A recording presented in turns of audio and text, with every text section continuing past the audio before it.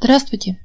Сегодня я вам хочу показать, как я прищипываю свою герань для того, чтобы кустик у герани стал пышным, широким и рос у нас в ширину, а не в высоту. Обратите внимание, в данный момент у меня растет палочка.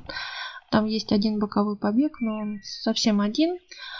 И нам надо создать, чтобы наш кустик стал намного пышнее. Я убираю цветоносы. Обычно я заставляю цвести свои черенки для того, чтобы увидеть, что черенок цветет по сорту.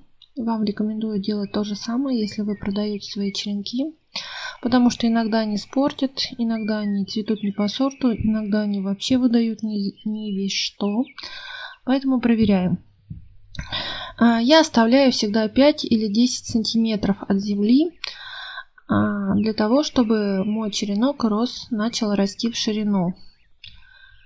И для того, чтобы укоренить верхнюю часть, мне тоже надо примерно 4-5 сантиметров. Поэтому я обычно свои черенки наращиваю палкой до состояния примерно 15 сантиметров в высоту и делю их напополам. Достаточно оставить 5 сантиметров внизу, для того, чтобы появились новые боковые побеги.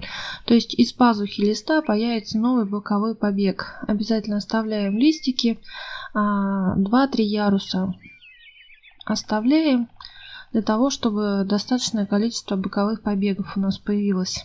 Давайте на примере большого куста покажу. Это материнский куст, он уже обрезался несколько раз, наверное, раза 3. И тут у нас осталось еще достаточно 2 большие палки. Это сорт Achievement. Оставляем пенечек примерно 10 сантиметров. У материнского растения оставляю всегда 10 сантиметров, иногда чуть-чуть побольше. А тут важно главное, насколько материнский куст старый. Но у меня материнские кусты еще молодые.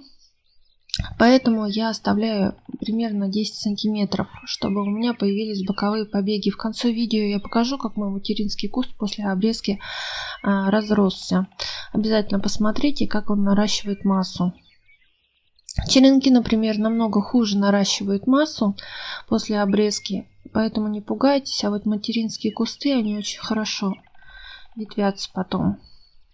Для укоренения нам достаточно всего 4-5 сантиметров. Убираем лишние листы. Для укоренения я оставляю 1-2 листа, остальное все убираю. Эти листики все равно потом завянут, но тем не менее они сохранят силу, и черенок укоренится намного быстрее. Давайте посмотрим на примере другого растения. Я покажу, как прищипывать, если вы не хотите укоренять. Вот тут небольшой кустик, видите, он примерно где-то 7 сантиметров в высоту.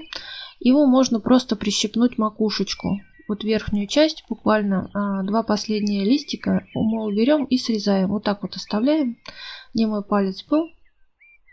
И срезаем макушечку. Обязательно надо подхватить листики большие, первые 2. И остальное все оставляем. Иногда бывает, прищипнешь макушку, а там она все равно лезет. Ну, то есть не до конца сделали, поэтому убирайте с листиками вместе, которые рядом с ним растут, большие. Не маленькие, а большие. То есть центральная часть и 2 больших листа рядом. Убираем, это называется прищипка. И тогда ваше растение начнет ветвиться в бок и расти в ширину. Так, давайте еще покажу на примере одного растения. Оно было уже обрезано. Это Celesta Julia. Как видите, и обрезка была одного ствола, и появилось 2 боковых побега. Но эти 2 палки так и будут расти. Они не ветвятся, как правило. Нам надо еще раз прищипнуть такое растение. Если вы видите, что палки достаточно сильно вытягиваются, их тоже необходимо прищипнуть. Их можно прищипнуть, просто убрать верхние, как 1 сантиметр срезать. А можно начеренковать. Я буду черенковать. Тут достаточно у нас материала для того, чтобы сделать черенки. Давайте срезаем. Срежем. Оставляем 1 ряд листов. Сильно вот прям рядом не надо, потому что если там засохнет, то может задеть лист и пазуху листа. И у нас не будет бокового побега. Поэтому первый ряд листов оставляем и чуть выше срезаем. Тогда у нас будет чему появляться у бокового побега. Вот, обратите внимание, как я это делаю. А ножницы я ничем не обрабатываю, я просто использую одни и те же чистые ножницы для обрезки своих растений. проблем никогда еще не было, чтобы появилась какая-то болезнь или еще что-то. Ножницы у меня маникюрные, достаточно острые. Вот, видите, осталось у нас. И вот эти две ножки могут дать еще боковые побеги, и левая, и правая.